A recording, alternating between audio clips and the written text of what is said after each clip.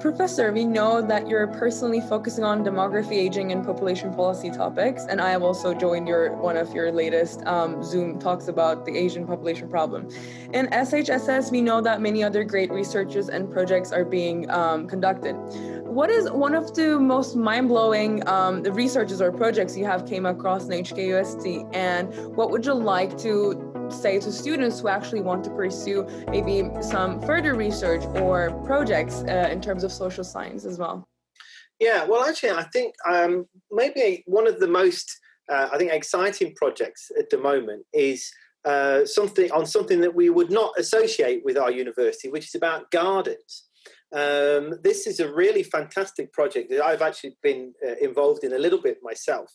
So it concerns the issue of dementia. Okay, so we know that dementia, Alzheimer's disease, is a very, it's a growing phenomenon, and will only continue to grow as the world gets older and older.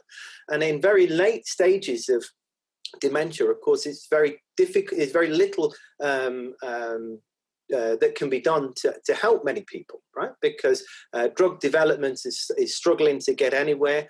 So it's really about trying to improve the lives of people with later stage dementia.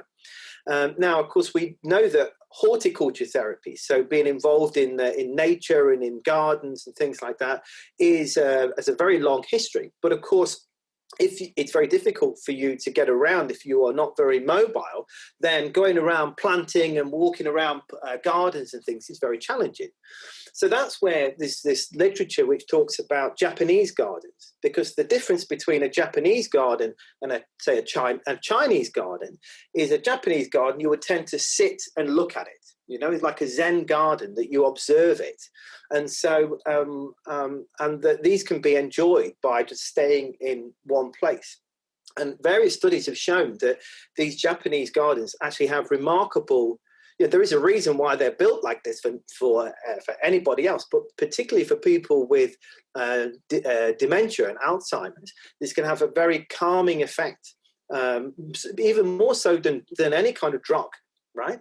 Any kind of medicine, a very calming effect on blood pressure, on heart rate, and can even kind of stimulate memories. But the critical thing is that we're working with the community. So we're working with Haven of Hope, the big hospital down in Chung Kwan O. We're working with the Hong Kong Institute of Landscape Architects to try to make this research practically in real life and in the community.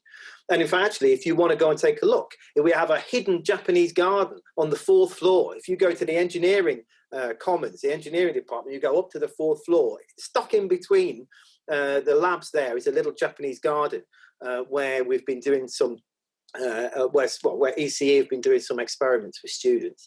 And I think that to really, for other students who are interested in this, is that I think this is one of the most exciting new developments within social science, right? That we're doing this great work, but when we are doing it with other people, we're interdisciplinary, and we're working with the community, we're making a real change. I think that's the really exciting direction that we can all go in, I would say. That was great to hear, Professor. And now I actually want to change the direction of the topic a little bit and talk to Trinette about creativity. We know that apart from your studies and your daily life, you're a very creative person. What do you think about the creative scene in HKUST? In what ways does the school support students to express themselves, and what can they do to improve? So when it comes to art, I think there's no need to be super conventional about it. More like being creative or being artistic is a mindset and how you see things in your daily life. I do think that UST in nature is an environment that's very driven towards practicality and pragmatism. And it is true that people are extremely focused on their academics. But when you look beneath the surface, I think you'll definitely be able to meet people who are creative in their daily life, who are able to think outside the box and are able to balance their academics with other interests. So I do know people who are very passionate about their art, and I think there's a lot of diversity surrounding it as well.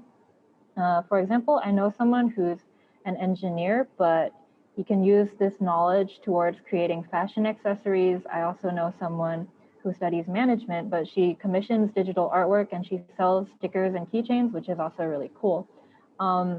And in terms of how UST supports art, they do have activities and workshops that aim to promote more art around campus.